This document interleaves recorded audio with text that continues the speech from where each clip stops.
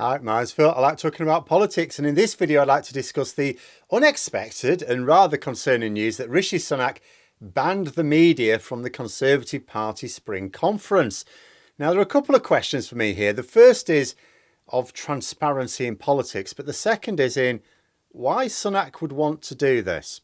But first, if you'd like to be notified of daily news and politics, please subscribe to the channel and click the bell notification icon. So Rishi Sunak is reported to have banned the media from his spring conference this weekend. This Rishi Sunak here, by the way. I think transparency is really important for the healthy functioning of democracy. It's absolutely right that there's disclosures around donations and outside interests, and transparency is a good thing, and I fully support it. Now, the first thing to note is that this isn't normal. In fact, I don't think it's ever been done. It is very usual for the media to attend political party conferences, all parties, even the conferences of fringe parties that never actually get MPs elected. You know, when they have a conference, the media are invited. So this is a decision that needs special justification because it is booking convention. So what is Rishi Sunak's justification? Well, he says it's an internal event. No, it's not. Ask yourself what the purpose of the conference is. You know, we've seen various party conferences being shown on television, being streamed online. They take the form of two main functions. First, discussing any changes to the internal function of the party itself, you know, rules and structures. And you could argue, okay, that's not necessarily of interest to the general public, but it is of interest to the wider party. Not all party members will be attending. But a party member sat at home wanting to watch it online has just as much as a right to hear what is being said at that conference as someone who's physically attending. Second is discussing policies. Judging by the policies of the past, debating the policies of the future, at the end of the day, there's ministers there, people there are going to ask them about policies. Well, the media should be there as well to find out what they said. You know, the Conservatives are not just a party who can win power. They are the party who are currently in power. The idea that they should be able to exclude the media from recording a discussion of government policy with party members who are, after all, only members of the public who pay a few quid to be party members and attend the conference.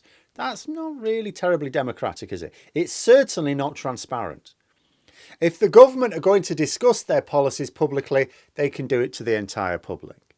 It's also hypocritical. Recently, the SNP tried to ban the media from attending a leadership campaign hustings.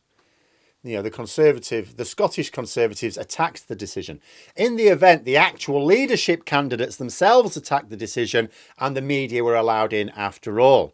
I suspect the party executive just wanted to reduce the number of times the candidates were slagging each other off and their party, come to think of it, in front of the cameras.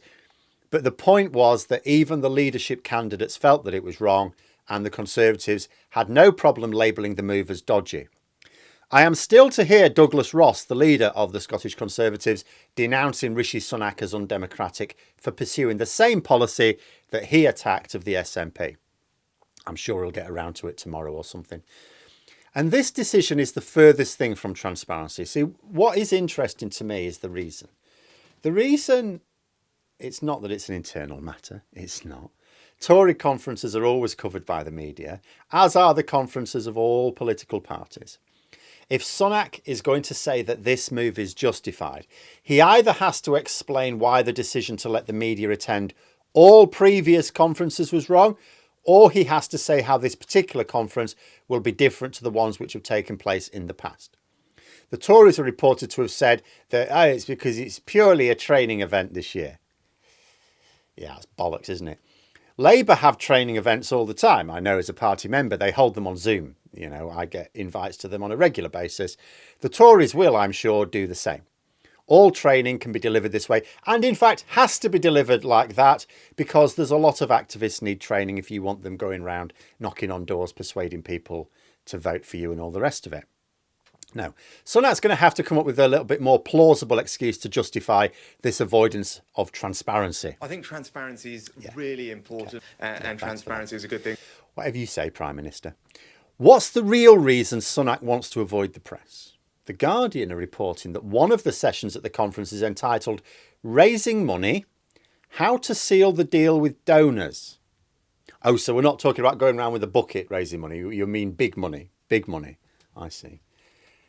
I mean, this sounds, to be fair, like a training event, but what sort of training event? Was this a frank discussion where they reveal how to corruptly elicit donations? That'd be one reason to ban the media, wouldn't it?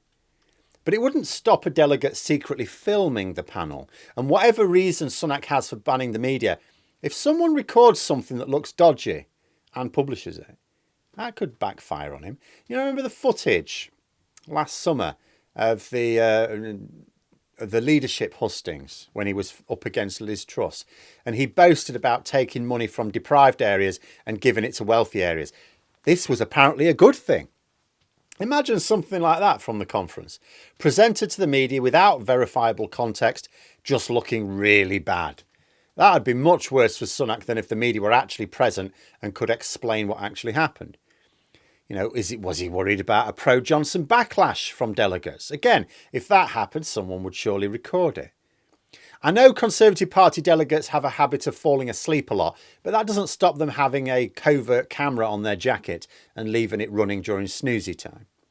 The report also says there was a £500 a head business meeting, bringing business leaders in contact with government ministers.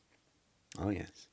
Was banning the media an attempt to stop people finding out which business leaders went into that meeting and then cross-referencing with public contracts awarded later on? If they're going to do dodgy deals, we at least have a right to know who they're arranging them with. Frankly, when it comes to meetings with ministers in general, wherever and under whatever circumstances they take place, there should always be public records of those meetings. Always, without fail. Not on WhatsApp either. We don't necessarily always need to see the minutes. Of course, we get that sometimes there are meetings with ministers which may have sensitive information, so we can't always see the minutes. But the minutes should still be taken for the government record so that in 20 years' time, when those minutes are released, we can see them then. But what should always be made immediately available are the following details. First, who met with which minister or ministers? Second, when and where did the meeting take place, including the exact times? Third, what were the topic areas discussed? And none of that would reveal sensitive information. Nothing wrong with any of that. We should have access to that immediately. And all of this information, along with the minutes, which can go away in the files for 20 years, needs to be recorded by a politically impartial civil servant to avoid concealing information which is in the public interest. And how public money gets spent and how political donations are raised is always a matter of public interest. From a practical point of view, this all seems a bit desperate from Sunak as well. The Tory media are currently making a concerted effort to suggest that polling indicates that Sunak might actually pull off an unlikely election win next year. To be clear, there is zero evidence of this. And I've read some of the articles claiming it. I'm not just dismissing it out of hand. I've read some of these articles and they have no basis for the assertion at all. It's just a load of waffle and then nothing that they're basing this on at all. Personally, I think they're doing it to help the Tories raise some donations. See, they're struggling at the moment for donations for two reasons. First of all, so those who donate to the Tories for non-corrupt reasons, there's plenty of even very wealthy people who will donate to a party just because they think that party will be best for government. There's quite a few stop donating to the Tories because they don't really feel that they can support the party right now, given the state of the country. Secondly, there are those who do donate corruptly. They want to see a return. They're not seeing as much benefit for themselves because the Tories have got limited time left to hand out public money corruptly. And so these sorts of donations may not produce much of a return now. Some may not produce a return at all. So I think what's happening is the Tory media is pretending that the party has a better chance, has a possible path towards victory at the next election, in order to loosen the donors' purse strings who might think, oh, maybe they could do it, maybe they could do it. Oh, maybe Rishi Sunak's turning it all around. Yeah, maybe it was all Boris Johnson being an idiot. Removing the media from this conference will also be a desperate bid to engage in some pretty sordid attempts to get party or personal donations. I think that may be why the media have been banned. A desperate rush for money in a manner so shameful that a media presence would blow the lid on the whole thing. But there we are. Those are my thoughts. Let me know yours in the comments below. Hope you found the video interesting. If you did, please click the like button. And if you'd like to support the channel further, the join button for memberships. And until next time, I'll see you later.